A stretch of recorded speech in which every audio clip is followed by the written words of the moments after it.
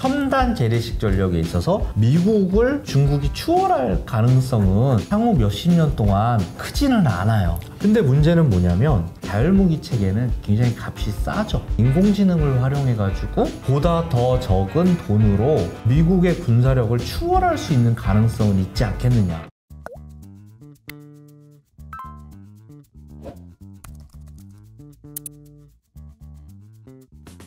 안녕하세요, 이호석입니다. 오늘은 이재준 박사님 모셨습니다. 안녕하세요. 네, 안녕하세요. 네, 지난번에 한번 출연하시고 나서 어떠셨나요? 주변 반응이?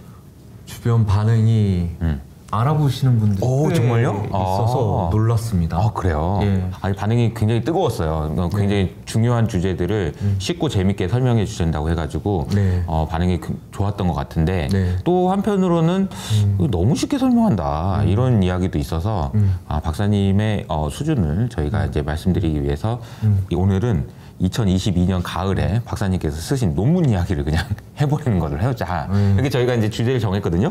논문 제목이요. 미중 간 군사기술 경쟁과 세력전이라고 돼 있고요. 인공지능과 자율 무기체계, 군사기술을 중심으로 이렇게 돼 있습니다. 야, 2022년이면 지금부터 한 1년 반 전인데 벌써 중요한 키워드를 꽉 잡고 있다라는 느낌이 들고요.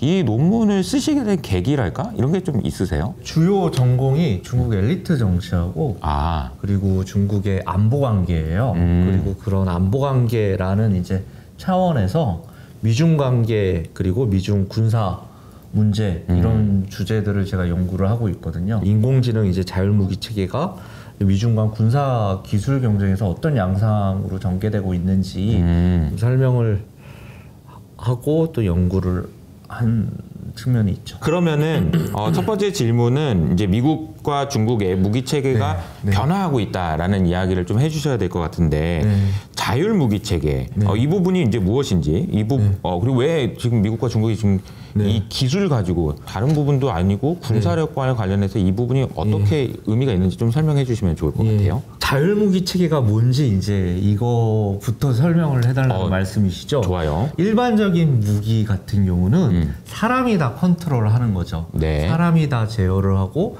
사람이 다 격발하는 방식이에요. 그런데 자율무기 체계라고 하는 거는 덜 개입하거나 혹은 개입하지 않거나, 예를 들면 미사일이나 총을 쏜다. 근데 사람이 다 컨트롤을 했죠. 근데 사람이 컨트롤하는 게 아니라 자율무기 체계에서는 스스로 판단하는 거예요. 무기 스스로가.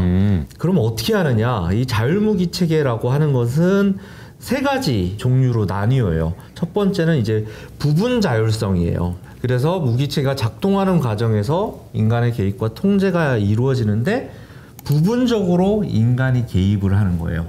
이걸 이제 부분 자율성이라고 하고요. 두 번째는 인간의 감독을 받는 자율성이에요. 그래서 이거는 인간이 감독만 해주고 무기 자체가 스스로 알아서 공격을 하는 거예요. 그 다음에 세 번째는 완전한 자율성이에요. 인간의 감독조차 받지 않는, 그리고 무기 스스로가 스스로 판단하고 스스로 공격하는 행위, 이게 이제 완전한 자율성이겠죠.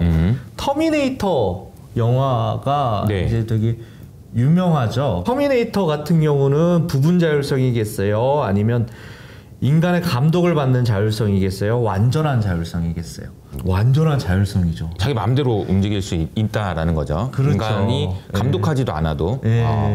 파괴적이고 또 혹은 윤리적인 어떤 관점에서 행동하지 않을 가능성이 높다라는 것이어서 사실 이러한 이제 자율무기 체계라고 하는 것이 이런 윤리적인 문제하고도 밀접한 관계가 있죠. 우리가 생각하는 이제 자율무기 체계라고 하는 거는 보통 완전한 자율성 혹은 인간의 감독을 받는 자율성 뭐 이 정도의 무기 체계다라고 볼 수가 있는 것이고요. 드론 같은 경우는 자율무기 체계일까요, 아닐까요? 드론.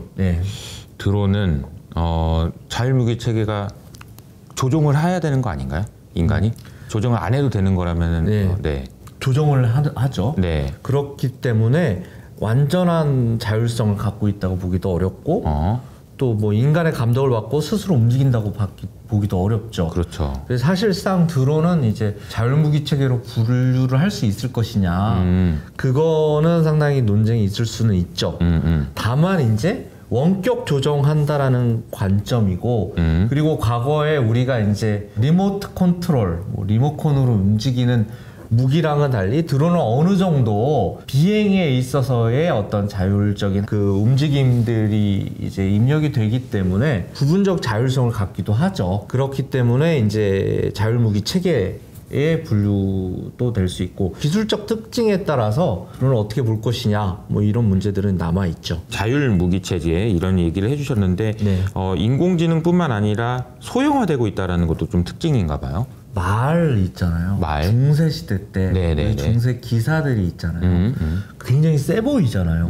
말도 막 중장갑이 이렇게 철로 이렇게 덮여 있고, 네네네. 그리고 기사들은 막 온몸을 다 철로 이렇게 철 장갑으로 이렇게 덮여 네네네. 있으니까 네네. 기사 한 명이 보병 한 10명, 100명은 이렇게 물리칠 것 같은 느낌이 들잖아요. 네네. 그런데 기사가 요즘에 있어요, 없어요? 없죠. 그건 왜 그럴까요? 기술이 많이 발전해서 맞추기가 쉽기 때문에 그런 거. 맞추기가 쉽다. 예. 아. 그러니까 석궁으로 맞추기도 쉽고 아하. 총으로 맞추기도 쉬운 거예요, 기사는. 아하. 그래서 엄청나게 큰 무기가 굉장히 효과적일 거라고 생각을 하는데 실질적으로 전쟁에서는 엄청나게 큰 무기가 오히려 쉬운 표적이 될 수 있다. 라는 거예요. 그렇기 때문에 이제 항공모함 논쟁도 나오는 건데 항공모함 같은 경우는 굉장히 막강한 무기 체계잖아요. 네네. 근데 어때요? 굉장히 크기 때문에 맞추기도 굉장히 쉬운 무기 체계인 거예요. 항공모함을 움직이게 되면 항공모함을 방어하는 데 들어가는 비용이 엄청나게 들어가요. 그럴 수밖에 없겠네요. 이게 너무 크니까 네. 언제든지 공격을 당할 수 있고 그 공격 당하는 것을 막아야 되는 그런 게 또 주변에 다 이렇게 엄호한다고 하나요? 그런 게 네네. 좀 있어야 되겠네요. 작년인가요? 북한 이제 드론들이 들어왔을 때 굉장히 작잖아요. 그거를 맞추기 위해서 우리나라 전투기들이 막 출동을 했단 말이에요. 거의 못 맞췄죠. 너무 작아서. 너무 작아서 못 맞춘 거예요.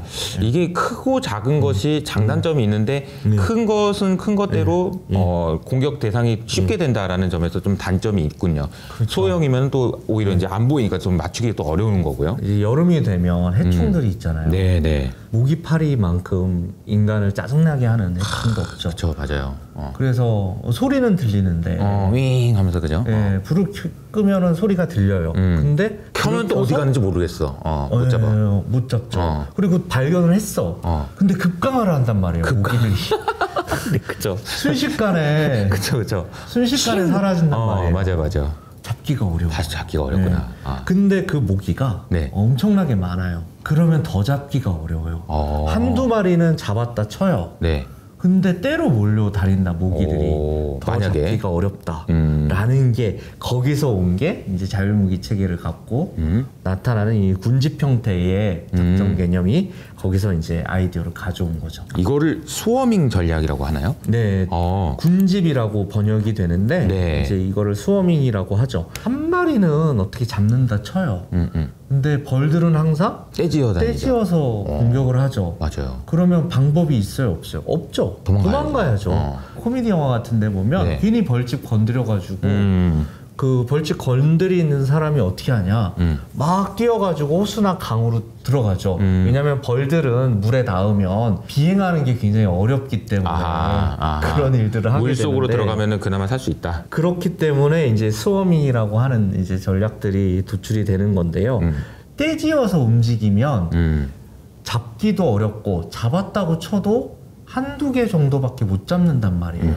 그런데 또 떼지어 움직이기 때문에 또 공격할 때의 치명성은 더 극대화될 가능성이 높다라는 거죠.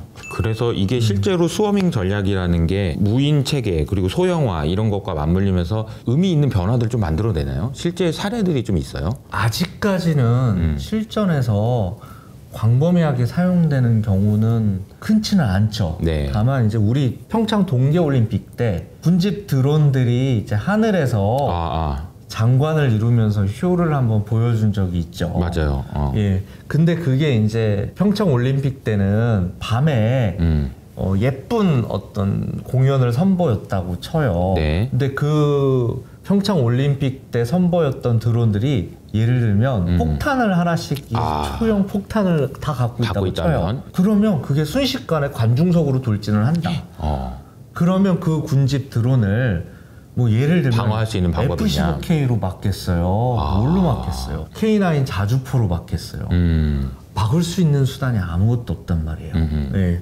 그렇기 때문에 군집 형태의 자율 무기체계 운용이라고 하는 게 앞으로 미래전에 있어서 굉장히 효과적인 그 작전 수단이다, 전술 수단이다 이렇게 볼 수가 있겠고요. 치명적인 약점이 있어요. 네네. 이 자율 무기체계 같은 경우는 중요한 게 다 조종을 받아야 되잖아요. 네. 그렇기 때문에 네트워크라고 하는 통신망이라고 하는 게 굉장히 중요하죠.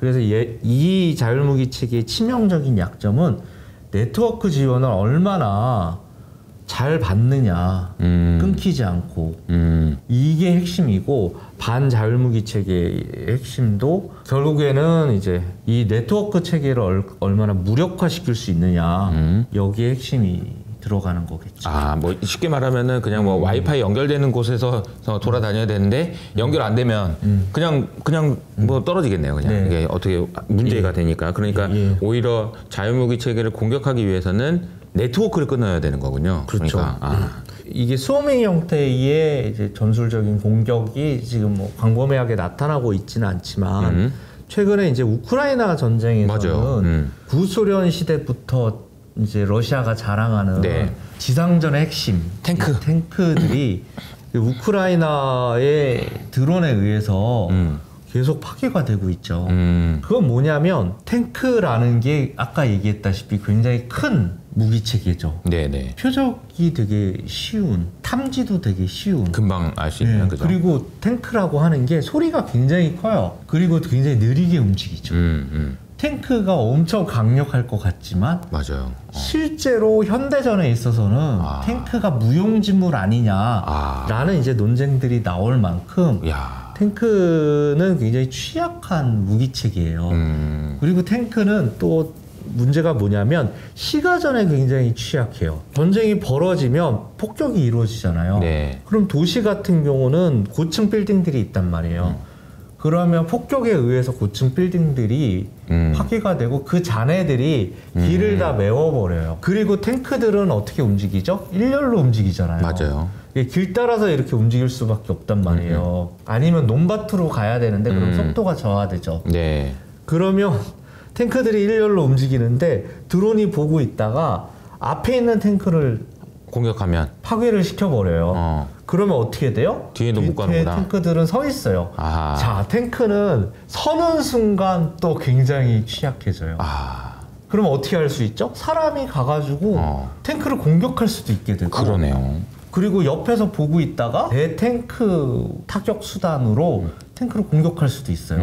서 있는 탱크를 공격하는 거는 굉장히 쉬워져요. 혹은 옛날 재래식 전쟁처럼 화염병을 투척하는 방법도 있고 아니면은 바퀴만 이렇게 파괴하는 방법도 있어요.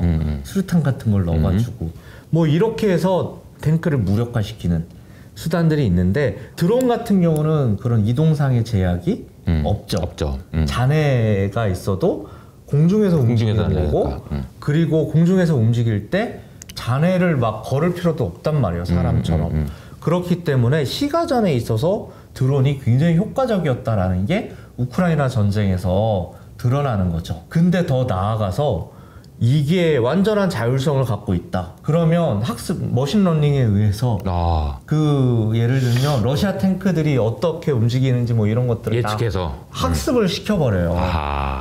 그러면 그 딱 보는 순간 드론을 대규모로 뿌려가지고 시가전에 투입을 시켜요. 그럼 얘들이 알아서 러시아 탱크로 인식되는 무기체계들을 다 공격을 할 수 있게 만들어 버린다는 거예요. 이게 AI잖아요. 그렇죠. AI랑 이제 머신러닝이랑 같이 이렇게 가는 거잖아요. 결국에는 이제 재래식 무기체계의 그런 효과성, 치명성을 이런 드론과 같은 AI 무기체계, 자율 무기체계들이 굉장히 효과적으로 무력화시킬 수 있는데 심지어 제작하는데 가격도 싸다. F-22 랩터가 같은 경우는 천문학적인 비용이 들어간단 말이에요. F-22 랩터는 그게 혹시라도 파괴될까봐 실전에 투입하는데 상당히 제약이 있어요.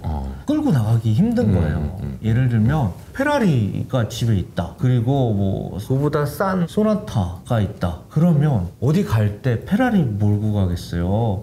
소나타 몰고 가겠어요?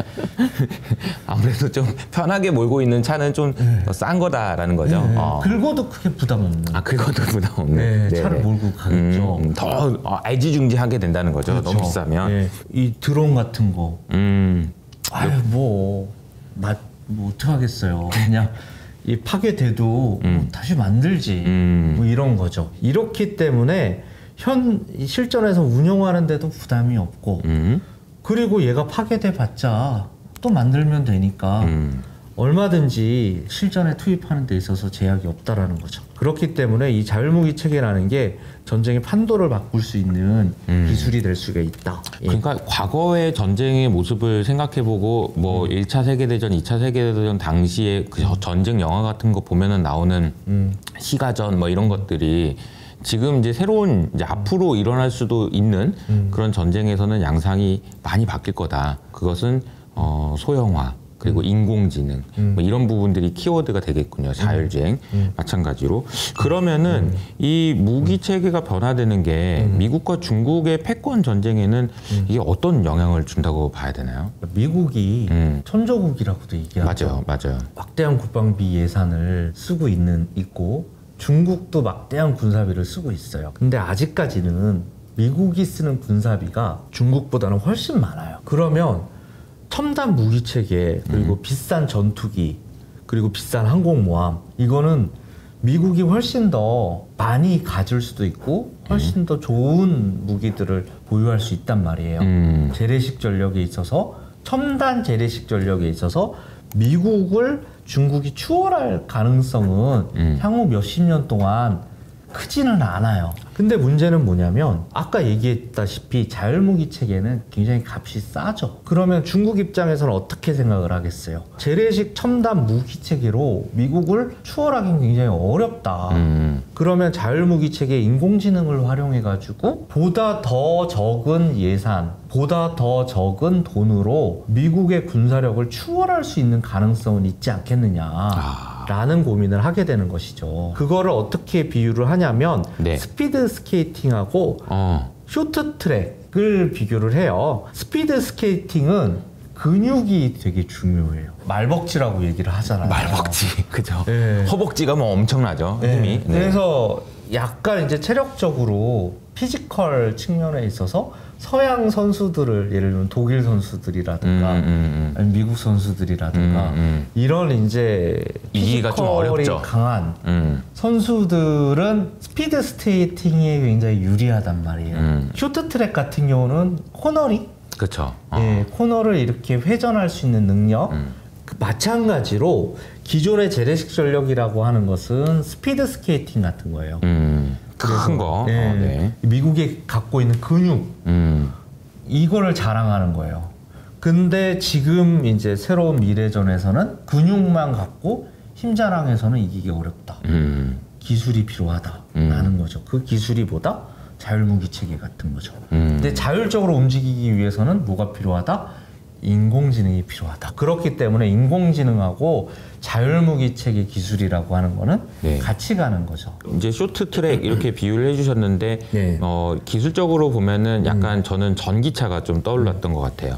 중국이라는 나라가 내연기관에서의 경쟁력을 기존에 있던 뭐 독일이나 뭐 미국의 그런 기술력을 뛰어넘기 어렵지만 전기차에서는 또 이제 잘하고 있거든요. 그래서 이 부분이 어떻게 보면 다음 제너레이션으로 넘어갈 때 나는 이거 안 하고 이걸로 가야지 이런 식의 이제 전략인 거잖아요. 그러니까 이것도 마찬가지가 아닌가. 더 큰 무기들을 더 만들어가지고 미국을 이기기는 어렵지만 작은 걸 많이 만들어가지고 한번 해볼까? 이런 이제 접근이라고 한다면 그냥 솔직하게 그냥 편안하게 대답해 주셔도 되는데 그러면 미국을 중국이 이길 수도 있는 겁니까? 아니면 어떤 상황인가요? 지금 미국과 중국의 그런 군사력의 상황은? 호랑이랑 사자랑 싸우면 누가 이겨요? 맨날 그거 궁금하잖아요. 누가 이기나, 그죠? 누가 이길까요? 잘 모르겠습니다. 모르죠. 근데 여기서 자, 사자들하고 호랑이의 습성의 차이가 있어요. 사자들은 때로 움직여요. 호랑이는 혼자서 움직여요. 맞아요. 근데 되게 싸울 때 보면 호랑이랑 사자랑 싸우잖아요. 네. 그러면 사자들은 서로 도와줘서 호랑이랑 싸워요. 아. 또 이 얘기를 드리면 아니다. 아, 그러니까 이거 또 얘기가 나올 것 같은데요. 댓글에 내가 사자입니까 호랑이입니까? 이거 논쟁들이 이제 벌어질 텐데 네. 예, 논쟁들을 버리시라고 내가 일부러 1대1로 붙으면 누가 이기냐 이런 거네요. 그렇기 때문에 여러 이제 상황적 변수들이 존재를 하죠. 미국 근해에서 싸운다. 미국 쪽에서 싸운다. 중국하고 미국이. 네. 그럼 누가 이기겠어요? 미국이 유리하겠죠. 태평양 공해상에서 그냥 싸운다. 누가 이기겠어요? 미국이 좀 더 유리하지 않을까요? 미국이 유리하겠죠. 근데 아시아 지역에서 싸운다. 뭐 대만 이 근처에서는 남중국해나 동중국해에서 싸운다. 그럼 누가 이기겠어요? 90년대 중반만 해도 네네. 미국 항공모함이 대만 해협을 통과하는 데 있어서 아무런 제약을 받지 않았단 말이에요. 근데 지금은 어때요? 쉽지가 않아요. 왜 그렇죠? 중국은 육지에 무기체계들을 배치하잖아요. 그리고 해양에서도 무기체계들을 배치를 하잖아요. 육지에 배치하는 무기체계들은 주로 탄도미사일이라든가 순항미사일처럼 미사일 공격 수단들이 배치가 돼요. 그리고 또 비행기들이 육지에서 발진할 수가 있잖아요. 그리고 또 뭐가 있죠? 잠수함도 발진할 수가 있고 그리고 해안가에 수상함들이 전개될 수도 있죠. 그렇게 되면 미국은 항공모함이 들어오거나 아니면 동맹국의 자국의 군사기지들에서 발진하는 경우들은 있어요. 그런데 먼 바다를 거쳐가지고 오는 군대하고 바로 육지에서 파견되는 군대 그리고 육지에서 발사할 수 있는 미사일과 같은 무기체계를 갖고 있는 군대가 있단 말이에요. 그러면 중국한테 미국이 승리할 것이냐라는 것에 대해서 시간이 점점 지날수록 회의적인 분석들이 계속 나오고 있어요. 그래서 랜드 연구소에서 그런 시나리오 분석들을 해봤더니 시간이 지날수록 과거에 비해서 점점 더 미국의 승리 가능성이 줄어들고 있다라는 이제 분석 결과들이 나오고 있거든요. 자, 그래서 파란색이었다가 미국의 승리 가능성이 파란색이었다가 노란색으로 점점 바뀌고 있다. 시간 변화에 따라서 이런 이제 보고서들이 계속 이제 나오고 있거든요. 실제로도 그러면은 미국이 확실히 이긴다라고 이야기하기가 좀 어려울 수 있다. 특히 이제 중국 근해에서는. 그렇죠. 근데 그게 이제 중요한 게 이제 대만이 있어서 그런 거잖아요. 거기다가 더 중요한 건 뭐냐? 자율무기 체계예요. 자, 리모트 컨트롤로 움직이잖아요. 네.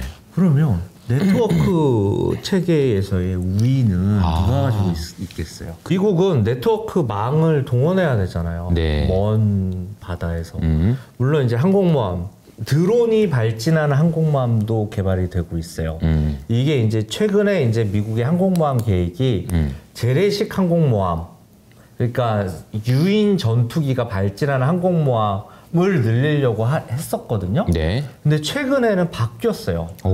유인 전투기가 발진하는 항공모함이 아니라 무인 전투기, 그래 드론이겠죠. 전투기가 발진하는 항공모함으로 바뀌었고 잠수함 같은 경우도 바닷속에서의 무인 잠수함들이 또 있거든요.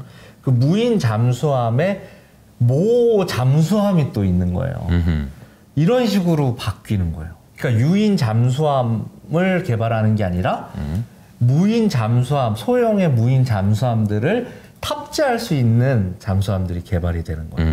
이런 식으로 이제 무기체계가 개발이 바뀌고 있거든요. 이런 걸 이제 고려를 해본다라고 하면 결국은 이제 네트워크 체제에 있어서의 우위가 결국에는 육지에서 가까운 나라가 승리할 가능성이 높아지는 거죠. 얼핏 든 생각인데 이 위성이 필요한 부분도 더 커질 수도 있겠네요. 이번에 러시아 우크라이나 전쟁에서도 그 일론 머스크한테 고맙다고 그랬었잖아요. 스타링크에 쏴주고 이것도 좀 중요해지겠네요. 그렇죠. 이게 뭐냐면 그래서 중범위 이 중범위 우주 경쟁이 치열해지는 거예요. 중범위. 예. 그래서 아예 고층에 정말 우주다 이거는 이게 아닌 거거든요. 거기까지 하는 데는 좀 돈이 많이 들어가요. 그러니까. 근데 이 스타링크 같은 경우는 애매한 고도에 이제 뿌리는 거거든요. 위성을. 소형 위성을 뿌리는 거예요. 소형 위성들이 이제 여러 가지가 이제 분포를 하면서 거기서 이제 지원을 해주는 거예요. 근데 문제는 뭐냐면 일론 머스크가 생각을 해보니까 아니 이제 방어만 하다가 이제 계속 러시아하고 이제 공격전을 이제 벌이고 있잖아요. 그러니까 우크라이나 지원 필요성이 더 있을까? 이런 고민들을 하는 거죠. 그러니까 이제 끊어버린 거죠. 그러니까 우크라이나 드론이 갑자기 무력화돼 버리는 거예요.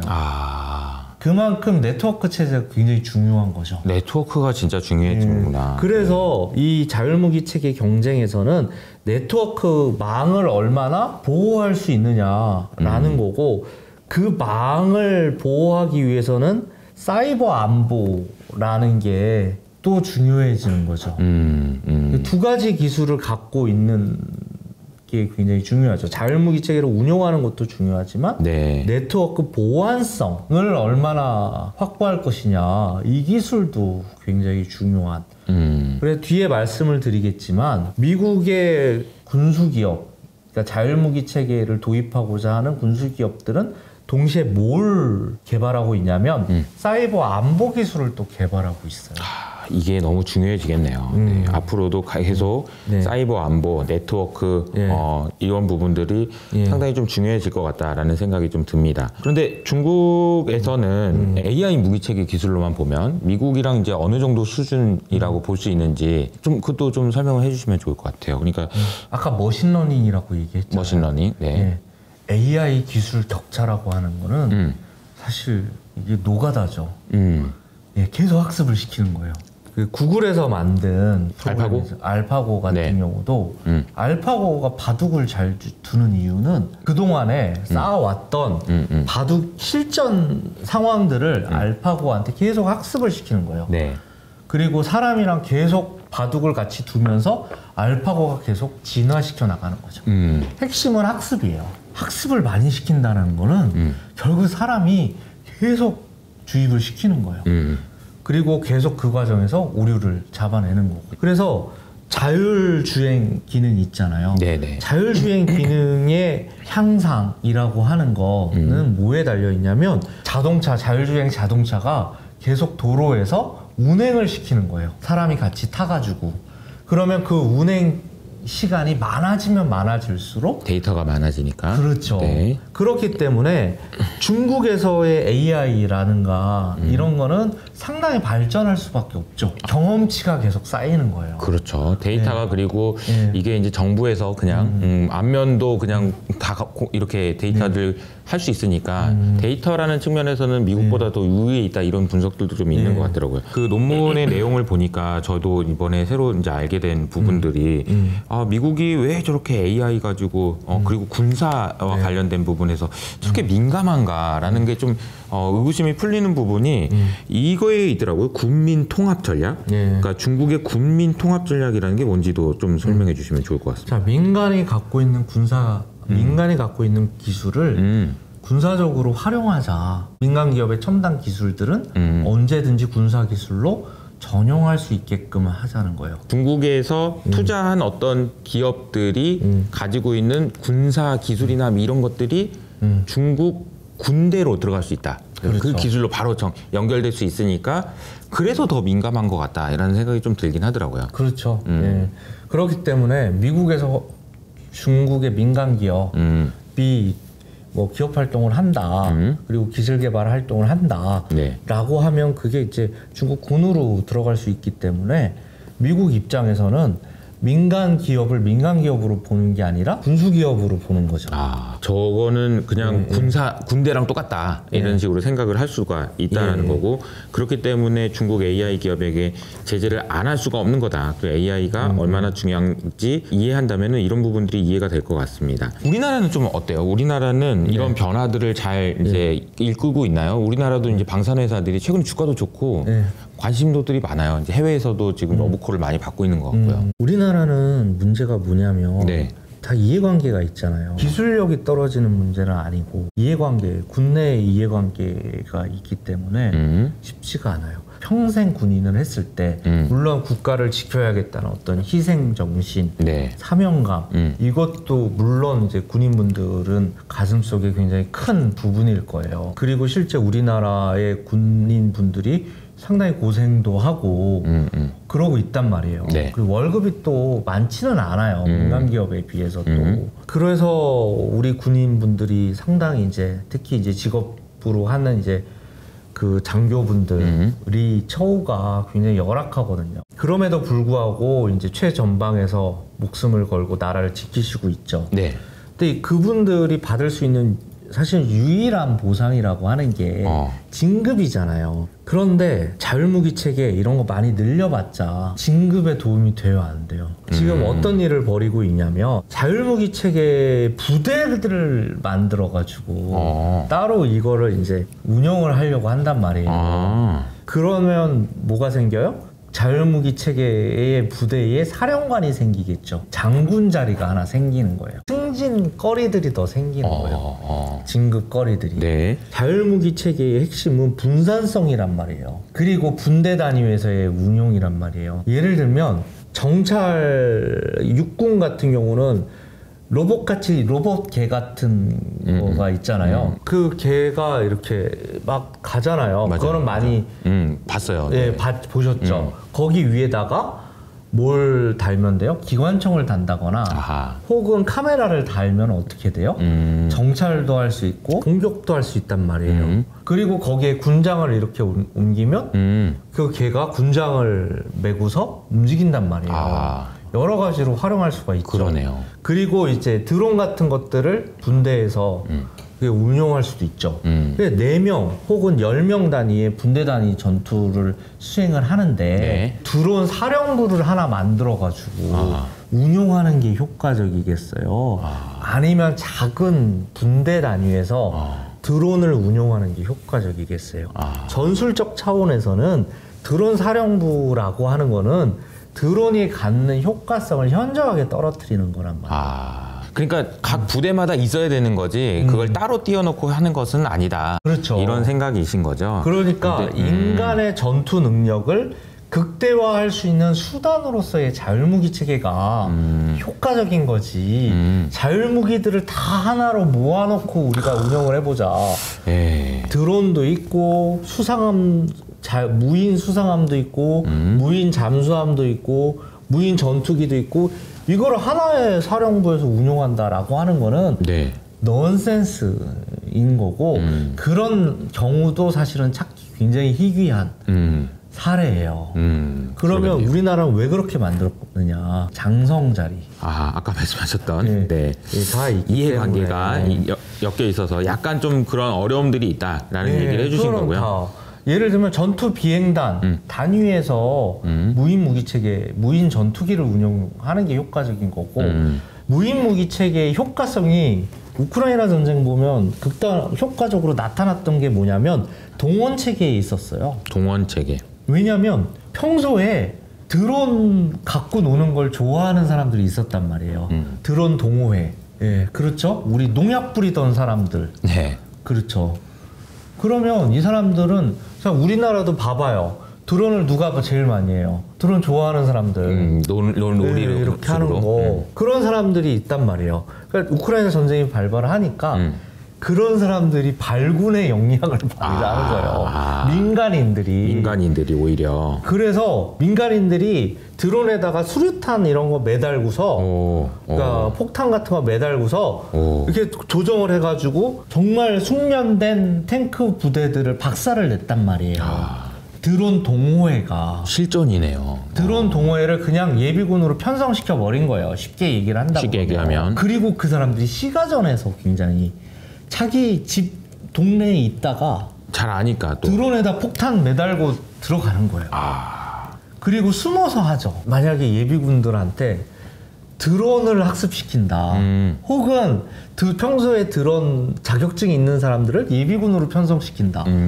그러면 이거는 막강한 전투력을 발휘할 수가 있는 거죠. 의외의 또 이야기가 될 수 있다라는 생각이 듭니다. 예비군 훈련에서 다 이렇게 하고 있는 그런 모습도 그렇죠. 나중에 상상해 볼 수 있을 것 같네요. 군사혁명이라는 게 뭐냐면 민간인이 평소에 막강한 기사, 아까 얘기했던 기마병들 있잖아요. 기마병들이 중세시대 때는 막강한 전투 능력을 갖고 있었다라고 했잖아요. 네네. 근데 총이 나오면서 기마병들의 역량이라고 하는 전투력이 하는 게 굉장히 떨어진 거예요. 그리고 창이 또 보병들에 나오면서 기마 부대는 아무것도 아닌 게 돼버리는 거예요. 자, 창을 들고 말을 찔러요. 그럼 말이 어떻게 돼요? 죽죠. 죽거나 혹은 살짝만 찔러주는 게 더 좋아요. 왜 그렇겠어요? 날뛰는 거죠. 그렇죠. 그러면 말은 동물이기 때문에 내가 짓밟는 사람이 아군인지 적군인지 구분이 안 돼. 그렇죠, 그렇죠. 그리고 막 진영을 흐트러뜨려요. 아하. 그러니까 장창병이 나오면서 기마병의 효용이라고 하는 게 현저하게 떨어진단 말이에요. 이게 말씀하신 군사혁명이라는 말이 좀 이제 와닿네요. 그래서 장창이라든가 더 나아가서는 총이라든가 이런 것들이 이제 개발이 되면서 자, 어떤 그런 무기 체계들은 굉장히 학습하기가 쉬워요. 그렇죠. 빨리 하면 되는 거니까, 빨리 그죠? 활용할 수가 있죠. 드론 같은 경우도 물론 이제 드론 자격증도 따는데 좀 시간이 걸리죠. 근데 어느 정도 배워놓으면 전투기 조종사보다는 그쵸. 훨씬 빠르게 배울 수도 있고. 그럼요. 전투기 조종사들은 또 값비싸단 말이에요. 엄청. 전투기보다 비싼 게 조종사란 말이에요. 근데 자, 드론은 싸고 그리고 또 숨어서 조종할 수도 있고. 그리고 전투기 조종하는 거 배우는 것보다는 훨씬 더 단기간에 배울 수도 있고. 그렇기 때문에 민간인이 하기가 굉장히 용이한. 말씀하신 내용을 제가 들으면서 생각이 났던 게 이제 우리가 보통 혁명이라고 하는 거는 기존에 잘 나가던 데가 내려오고 새로운 것들이 올라가는 그런 걸 말하잖아요. 네. 그래서 그런 혁명들이 사실 이제 AI 시대로 오면서 많은 것들이 전복되고 바뀌고 있는데 군사, 전쟁 여기서도 양상이 많이 바뀌겠구나라는 생각을 하게 되네요. 2016년 350억 군함 목표라는 게 제시가 돼요. 이게 뭐냐면 중국의 이제 부상에 따라서 미국의 이제 해군력 증강 계획이라는 건데 355척을 더 만들겠다. 그래서 핵 추진 탄도 미사일 잠수함이라든가 그리고 핵 추진 공격 잠수함, 뭐 항공모함, 그리고 항공모함, 순양함, 구축함, 뭐 이래서 대형 무기 체계들을 더 확충하겠다는 굉장히 어마어마한 계획이죠. 이런 걸 다 건조하겠다라는 거예요. 그리고 흔히 드는 생각이 이런 군함 건조하는 회사들을 찾아보는 거죠. 그렇죠. 그리고 또 여기에 들어가는 뭐 부품이라든가 이런 데 대한 수요가 엄청나게 늘어날 거잖아요. 그러면 이런 기업들을 찾아보겠죠. 근데 이게 이제 2020년 12월 9일에 트럼프 행정부 당시 해군 전략 목표가 변경이 되면서 과거에 없었던 대형 중형 무인 수상함 군함들을 이제 무인으로 만들겠다는 거예요. 초대형 무인 잠수함을 배치를 하겠다는 거예요. 건조하겠다는 거예요. 그래서 무인 수상함 같은 경우는 이제 소형은 다 빼고 대형하고 중형만 이렇게 놓고 봤을 때는 119척에서 166척을 건설하겠다는 거고, 초대형 무인 잠수함 같은 경우는 24척에서 76척을 건조하겠다라고 했고, 이게 바이든 행정부의 해군 전략 목표에서도 그대로 개성이 돼요. 물론 이제 규모는 이제 재정적 규모 때문에 줄이기는 해요. 뭐 그만큼 이제 미국의 어떤 전력 체계, 무기 체계에서도 무인화 경향이 두드러지게 나타나고 있는 거죠. 아하. 그래서 이런 이제 우리가 봐야 될 거는 이제 투자 차원에서 봐야 될 거는 뭐냐면 그러니까 인공지능 자율무기 체계를 생산할 수 있는 회사들이 어디냐. 아, 네. 이걸 봐야 된다는 거죠. 어떤 회사가 있어요? 미국 같은 경우는 네. 몇 개 이제 기사들이 사실 나왔어요. 포브스 뭐 이런 데서 한 10개 정도 이렇게 꼽아놨더라고요, 벌써. 네네네. 이제 벌써 이제 거기에 이제 돈이 몰리고 있다라는 게 나타나고 있는 거죠. 네네네. 자, 한번 볼게요. 저는 가장 매력적인 회사가 DJI였어요. 오, DJI. 네. 예, DJI는 여전히 이제 많은 사람들이 주목을 받고 있죠. 그러면 DJI 주식을 샀을 거예요. 그러면 살 수 있어요, 없어요? 상장이 안 됐어요. 상장이 안 됐고 또 중요한 건 뭐냐면 자, 군민 융합이잖아요. 민군 통합 전략이잖아요. 네네네. 이거는 사실 DJI는 미국의 지속적인 제재를 받을 수밖에 없는 기업이에요. 아하. DJI는 이제 무인 항공 분야에 있어서는 세계 최대예요. 재밌는 게 뭐냐면 우크라이나 전쟁 때도 보면 우크라이나가 사용하는 드론도 DJI고 반대로 러시아가 사용하는 드론도 DJI예요. 그러면 상식적으로 생각해 봤을 때 DJI 주식을 사고 싶죠. 네.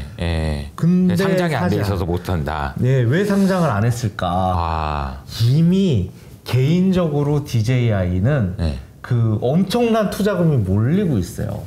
굳이 상장할 필요가 없다라는 거예요. 그래서 DJI 2020년 연 매출이 260억 위안이라고 해요. 그게 4조 8,700억 정도가 되거든요. 그렇기 때문에 이거 매출액만 해도 이 정도란 말이에요. 투자를 안 받아도 되는구나. 할 필요가 없고 그리고 아마 여기에 DJI에는 또 공산당의 통제를 받지 않을 수가 없을 거예요. 그렇죠. 네. 예. 제가 중국 이제 경제 체제에 대해서도 나중에 다시 말씀을 드리겠지만 중국 경제가 왜 정치적 리스크가 강하고 중국 기업이 굉장히 매력적임에도 불구하고 투자하기가 왜 어려운지 맞아요. 이 얘기를 좀 말씀을 드릴 정치적 텐데요. 관점에서 그죠? 그러니까 결국에는 중국 공산당의 통제가 존재를 하기 때문에 DJI 주식은 언제든지 위험할 수 있다라는 거죠. 그렇기 때문에 DJI는 매력적이지만 살 수가 없다. 미국의 이제 매체에서 많이 거론되는 이제 기업이 록히드 마틴이더라고요. 록히드 마틴 같은 경우는 이제 유인 무기 체계에서도 사실상 그쵸. 굉장히 좋은 기업이고 또 첨단 무기 체계들이 계속 개발이 되고 있죠. 근데 록히드 마틴 같은 경우도 AI를 접목한 자율무기 체계를 이제 확보하려는 이제 움직임이 계속 되고 있기 때문에 록히드 마틴 같은 경우도 굉장히 좋은 확장성이 높은 기업이라고 볼 수가 있죠. 이 관점에서 보면. 이 관점에서만 보면. 문제는 록히드 마틴 같은 경우는 이미 재래식 무기에서도 이 비중이 많으니까. 비중이 많고 누구나 좋다는 걸 알고 있고. 그렇죠. 그래서 지금의 이제 주가 상승이 얼마나 상승의 여력이 있는지 이미 사람들이 관심을 많이 받고 많이 샀을 거기 때문에 그거는 저도 사실 모르겠어요. 네, 그건 한번 체크를 해보시긴 해야 될 것 같습니다. BAE 시스템스 같은 경우도 이 사이버 보안과 관련해서 많이들 이제 그리고 AI 그리고 전자전 주로 이제 여기는 이제 전자전과 관련해서 많이 거론이 돼 있는 회사고요. 이런 것도 이제 이런 네트워크 체계를 무력화시키는다거나 네트워크 체계를 방어하는 차원에서 굉장히 좋은 기업이라고 설명들을 하고 있습니다. 그래서 이 기업들 이제 AI 인공지능 그리고 또 나오는 게 이제 보잉사 전통적인 이제 전투기 만드는 데고 항공기 만드는 데죠. 이 보잉사 같은 경우도 MQ-25라는 이런 이제 무인 항공기들을 이제 개발했고 어느 정도 이제 실전 배치 단계에 와 있고요. 이런 것들이 이제 개발이 되고 있고 그리고 마이크로소프트 같은 경우도 이제 협력 사업을 통해서 인공지능을 이제 무기체계에 접목하는 거. 구글 같은 경우는 말할 필요도 없죠. 구글이 왜 그러면 인공지능과 연관이 돼 있을까요? 구글이요? 예. 그리고 마이크로소프트도 마찬가지잖아요. 네네. 검색 엔진들이 그쵸. 왜 연관이 돼 있을까요? 방위 산업 이쪽에, 네. 디펜스 쪽에. 네, 인공지능하고 왜 연관이 돼 있을까요? 학습이잖아요. 계속 학습을 시킬 수 있죠. 검색 엔진이라고 하는 게 전 세계에 퍼져 있는 자료들. 를 이제 모아서 주는 거잖아요. 그러니까 검색 엔진이라고 하는 게 AI, 인공지능하고 밀접한 관련이 되어 있죠. 그러면 우리가 또 찾을 수가 있는 게 한국이 인공지능을 개발한다. 그리고 그걸 무기체계에 접목하려고 한다. 라고 하면 전 단계에 반드시 뭐가 필요해요? 검색 엔진이 필요하죠. 그러면 우리가 봐야 될 건 뭐냐? 우리나라의 검색 엔진이 얼마나 AI랑 접목될 수 있는 확장성을 갖고 있느냐. 거기에 또 투자 기회들이 있을 수가 있겠죠. 그렇죠. 예, 제가 구체적인 기업은 기업 분석을 안 했기 때문에 여러분들이 근데 이 아이디어를 가지고 회사를 찾아보신다면은 네. 찾아보실 수 있을 것 같고요. 네. 투자 판단에도 좀 도움이 되시지 않을까라는 생각이 좀 듭니다. 네. 오늘은 이제 그 박사님께서 2022년 가을에 쓰신 논문을 가지고 이야기를 좀 해봤는데요. 앞으로 미국과 중국 간의 군사 갈등도 만만치 않겠다라는 생각이 들고, 이게 군사 혁명이라고 표현해 주셨는데 상당히 많은 부분에서 변화가 있을 거고, 그 변화를 이끄는 기업들이 어딘지를 찾아보는 것도 투자 관점에서 굉장히 좋을 것 같다라는 생각이 드네요. 그래서 방위 사업만 말씀을 드렸는데 반대로 얘기를 하면 네. 미중 군사기술 경쟁으로 인해서 아까 말씀드린 민군 통합, 네. 중국의 민군 통합 전략이 네. 있잖아요. 네. 그러면 중국의 기술 기업들 있잖아요. 중국 기술 기업들은 상당히 매력적이에요. 왜냐하면 거기에 참여하고 있는 기술 인력들도 세계적 수준이고 중국이 특허라든가 그리고 상위 랭크되는 저널, 공학 저널에 많은 이제 논문들이 그쵸. 중국에서 나오고 있고. 근데 문제는 뭐예요? 이것이 언제든지 군인으로 미국의 제재를 받을 수가 있다라는 제재를 거죠. 받을 수 있다는. 같은 맥락이죠. 그러면 우리가 또 주목해야 될 건 뭐냐? 중국의 첨단 기술 기업 중에 미국의 제재를 받을 수가 있기 때문에 그러면 그와 유사한 기술 개발을 하고 있거나 유사한 부품들, 핵심 부품들을 제공하고 있는 한국 내 기업들은 수혜주가 될 수가 있다. 그러네요. 최근에 이제 제가 이제 한 300% 수익을 냈던 엔캠주 같은 경우는 네. 이제 전해질 관련된 주식인데 이 전해질 관련된 중국의 기업들이 다 미국의 제재를 받고 있거든요. 반사주를 본 거군요. 그러면 엔캠 같은 경우는 새만금에다가 이제 전해질 생산하는 이제 공장들을 짓고 있단 말이에요. 그러면 중국의 공급망 위험으로부터 이탈을 한 거잖아요. 중국의 공급망 리스크를 벗어났기 때문에 엔캠 주식이 상당히 매력적이었고 그래서 엔캠 주식을 투자를 해서 300% 수익을 낼 수가 있었단 말이에요. 결국 지금은 많이 올랐죠. 지금 너무 많이 올랐어요. 예, 네. 다 알고 있기 때문에. 그렇죠. 근데 그 정보를 접했을 때 이미 그 이야기는 오래됐어요. 작년에 초에부터 나왔던 얘기예요. 근데 미중 관계라는 차원 계속 제가 쉽게 설명을 해드리고 있죠.